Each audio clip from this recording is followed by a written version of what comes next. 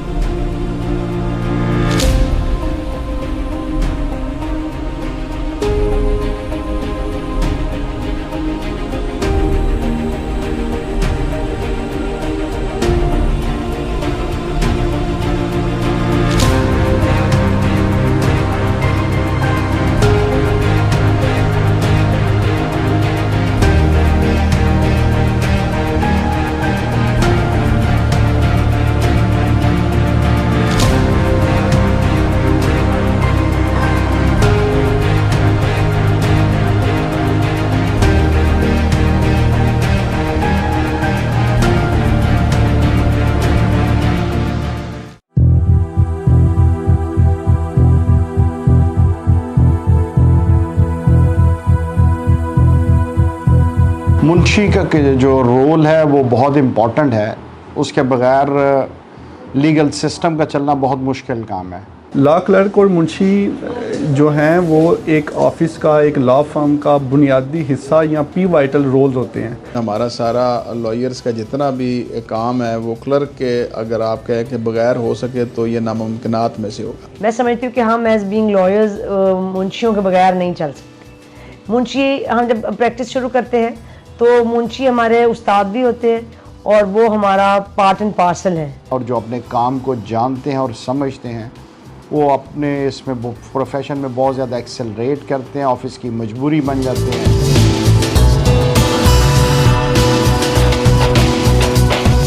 बुनियादी तौर पे जो क्लर्क का काम है वो फाइल प्रेपरेशंस का है।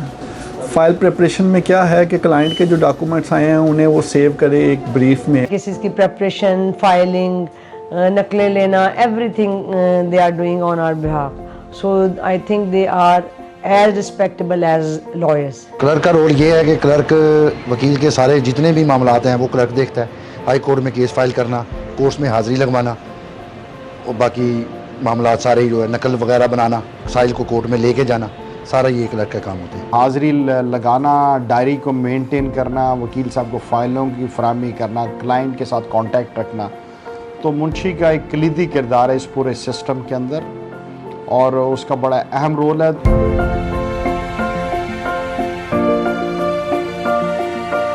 अनफॉर्चुनेटली अभी भी जो हमारी कचहरी प्रेमिसेस में जो क्लर्क्स काम कर रहे हैं वो सीना ब सीना इल्म से या वो सीखी सिखाई बातों से कर रहे हैं। उन्होंने कोई प्रोफेशनल ट्रेनिंग ऐसा नहीं ली हुई। मेरा ज़ाती ख्याल ये है कि जो मुंशी की एजुकेशनल क्वालिफ़िकेशन जितनी बेहतर होगी और जितना बेहतर वो इंग्लिश और उर्दू को समझता होगा, लिख सकता होगा और ब्रीफ तैयार कर सकता होगा, तो उतना उसका जो रोल है वो बेहतर हो सकता है। मैंने तो ज़्यादा जो देखे हैं वो अंडर मैट्रिक होते हैं, वो इसी तरह सीना गज़ट के तौर पे वो एक ऑफिस में काम किया, फिर दूसरे ऑफिस में काम किया, फिर तीसरे ऑफिस में काम किया। लेकिन उसका कोई तालीम का ऐसा क्राइटेरिया नहीं है। लेकिन चूँकि ये लिखने पढ़ने का काम है तो वो अमूमन मैट्रिक होते हैं, कम से कम तालीम मैट्रिक होती है और ज़्यादा से ज़्यादा कुछ भी हो सकती है।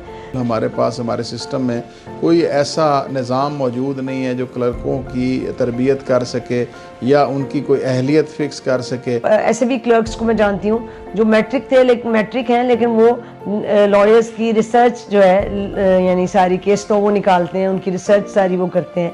सो यू कैन अंडरस्टैंड के यानी कितने वो काबिल होंगे। पैरालीगल एक एसोसिएट डिप्लोमा होता है जो 2 इयर्स का है, जो मुख्तलिफ यूनिवर्सिटीज़ जो हैं वो पाकिस्तान में ऑफ़र कर रही हैं।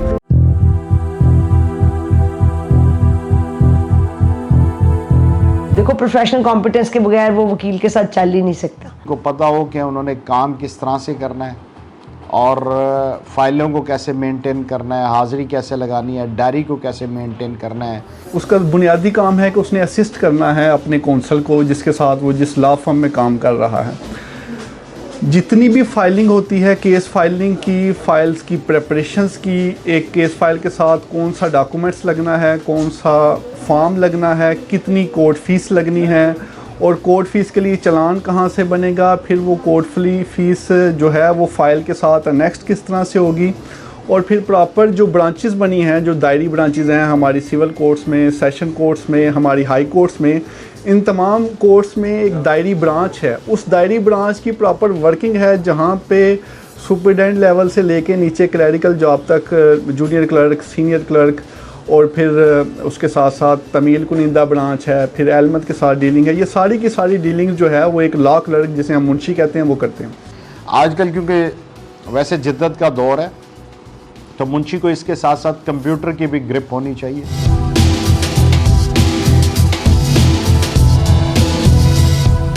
जुडिशल अकेडमीज़ सिविल जजेस के हवाले से तरबियत कर रही हैं, जैसे हमारा पंजाब बार कौंसिल लॉयर्स की तरबियत कर रहा है। इस तरह क्लर्क बार एसोसिएशन के अंदर पंजाब बार कौंसिल के साथ एक ऐसा जॉइंट प्रोग्राम होना चाहिए कि जिसके अंदर क्लर्क्स की पूरे तरीके से ट्रेनिंग होनी चाहिए ताकि ये जो एक इम्पॉर्टेंट इनकी पोजीशन है उससे ज़्यादा फ़ायदा उठाया जा सके। एक चीज़ की हमें ज़रूर कमी है जो हम लॉयर्स के मुतल्लिक भी हम फील करते हैं कि एक प्रोफेशनल ट्रेनिंग की कमी है। तो मेरा ज़ाती ख्याल यही है कि मुंशियों के बारे में भी एक प्रोफेशनल ट्रेनिंग होनी चाहिए, एक इनोवेटिव चीज़ है, ताकि उनको पता हो कि उन्होंने काम किस तरह से करना है।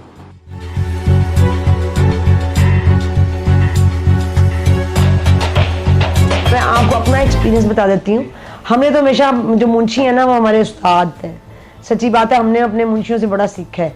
मुंशी एक बड़ा वाइटल पार्ट है और उन्हें अपनी एसोसिएशंस भी बना रखी हैं और उसके साथ बिल्कुल कचहरियों के अंदर जो मैंने देखा है कि बहुत मुनासिब उनके जो है किरदार है। इसके अलावा एक उनके साथ जो एटीट्यूड है वो सबका अच्छा होता है।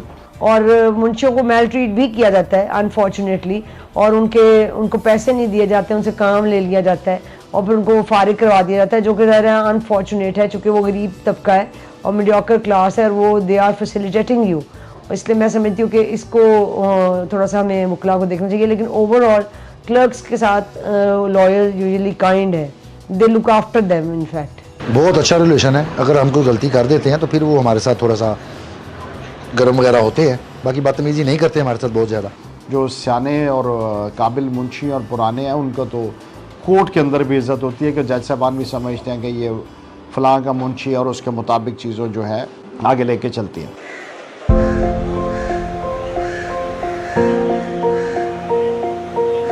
बात अगर ना हो तो वकील का तो एक दिन भी नहीं गुजर सकता। अगर आपको ट्रस्ट नहीं है अपने क्लर्क के ऊपर तो मैं ये सजेस्ट करूंगा कि ऐसे क्लर्क को अपने ऑफिस में ना रखें। यानी ये पॉसिबल नहीं है कि आप ये क्लेम करें कि आप बहुत अच्छे वकील हैं और आपका सारा काम जो है वो आप खुद ही करते हैं, मुंशी कुछ नहीं करता। इस तरह नहीं होता। ये ट्रस्ट का ही रिलेशनशिप है जो हमारा अपने क्लर्क्स के साथ होता है। और मैं समझता हूँ कि हम उसी एतमाद की वजह से बड़े लोगों के कीमती डॉक्यूमेंट्स उनके हवाले कर देते हैं, बड़े कीमती दस्तावेज़ात उनकी दस्तरस में होते हैं। तो ये सारी की सारी चीज़ें जो है मैं समझता हूँ कि एतमाद की बुनियाद पे ही कायम है। और उसी ट्रस्ट की बेसिस पे वो हमारे क्लाइंट्स को हैंडल करते हैं, हमारे केसेस को लुक आफ्टर करते हैं और हमारी फ़ीसें भी इवन लेते हैं और उसको सारा दायरा है चूँकि वो हमारे साथ कनेक्टेड होते हैं। सो मैं समझती हूँ कि ट्रस्ट के बगैर ये रिलेशनशिप नहीं चल सकता।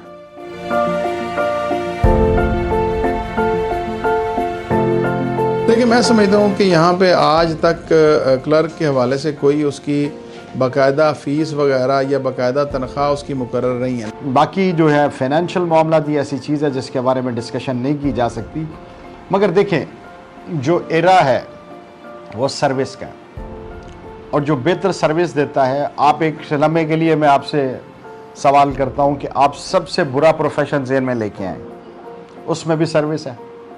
आप एक लम्हे के लिए दोबारा सबसे नोबल और अच्छा प्रोफेशन ज़हन में लेके आए, उसमें भी सर्विस है। अब तो ये टोटल आप पे, आपने कौन सा चूज़ किया। जब आप अच्छी सर्विसेज देंगे तो उसके अगेंस्ट पैसे लेंगे। वकील साहब को कभी वो क्लाइंट आके पैसे नहीं देगा बगैर किसी काम के ही पैसे मिलते हैं। बात तो सच है, मगर बात है रसवाई की कि नॉर्मली हमारे जो क्लर्क हैं वो इसी बात पे होते हैं कि नकलों की सूरत में, समन की सूरत में, इश्तिहार की सूरत में वकला अपने क्लर्क को ख़र्चा दिलवाते हैं और उस ख़र्चे पे वो अपना सारा का सारा उनका अमल दखल होता है और उसी से वो अपनी ब्रेड विनिंग जो है वो कर रहे होते हैं। The more you serve, the more you earn, the more you learn. हर वकील जो है वो मुख्तलिफ तौर पे हर एक अपना एक पर्सनल अरेंजमेंट है। कुछ लोग केसेस में से मुंशियों को कुछ परसेंटेज देते हैं, कुछ लोगों ने मंथली उनको लगाया होता है, और कुछ पर केस के हवाले से अपनी मर्जी से परसेंटेज के बगैर खुले पैसे देते हैं, और कुछ खुशी से ही कोई फीस बड़ी आ जाए तो वो वैसे भी दे देते हैं उनको उनके हिस्से के अलावा। सो मेजॉरिटी केसेस में मुंशियों का महाना लगा होता है, मंथली बेसिस पे वो आपके साथ काम कर रहे होते हैं। आपकी लर्निंग का प्रोसेस और आपकी अर्निंग का प्रोसेस, ये सारी चीज़ें इंटरलिंक्ड हैं। कम से कम वकील की फ़ीस के अंदर वो 2-4-5% वकील मुंशियाना की सूरत में होना चाहिए ताकि उनको एक बाकायदा तौर पे उनका रोज़ी रोटी का बंदोबस्त हो जाए।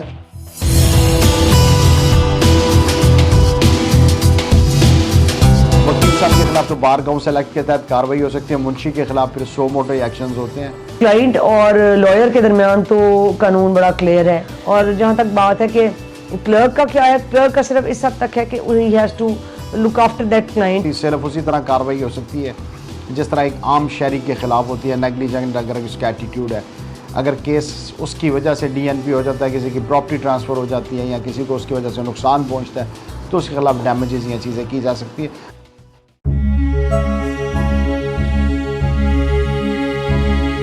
अजी बेहतरीन क्लर्क तो वो है कि जो आने वाले साइल का दिलो जान से बगैर विदाउट एनी लालच गर्ज उसका एहतराम करे, रिगार्ड करे। अदलिया के जजेस से लेके अमले तक क्लर्क भाई को रिस्पेक्ट करते हैं हाई कोर्ट में बहुत ज़्यादा। हमारे कई दोस्त हैं जिनको क्लर्की करते हुए 40-45 साल हो गए, लेकिन उनके पास अपने मकान नहीं है। कचहरी में मुंशियों का कोई हाल नहीं है। इंजीनियर कॉलोनी है, वकला कॉलोनी है, तो और भी कॉलोनियाँ हैं, लेकिन क्लर्क कॉलोनी नहीं है। हम तो कहते हैं कम से कम हमारी इज्जत हो, हमारे पास हमारी वर्दी हो प्रॉपर किस्म की। अक्सरियत जो है ना वो क्लर्क को कह लो कि इंतहाई हकारत की निगाह से और लाइक ऐसे समझते हैं कि जैसे ये कोई वेरी लो लेवल तबका है।